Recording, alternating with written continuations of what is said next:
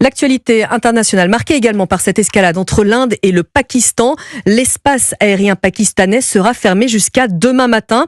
Annonce de l'autorité pakistanaise de l'aviation qui accuse l'Inde d'avoir tiré 3 missiles sur 3 de ses bases aériennes, dont une aux portes d'Islamabad, sa capitale, et qui promet une réponse forte puisqu'une cinquantaine de civils ont été tués dans les deux camps depuis mercredi. Chloé Farou, le conflit ne cesse de s'envenimer. Oui, tout commence par un attentat dans la région indienne du Cachemire qui a fait 26 morts le 22 avril dernier. Une attaque non revendiquée, mais New Delhi accuse Islamabad. En réponse, l'Inde bombarde mercredi des camps terroristes au Pakistan.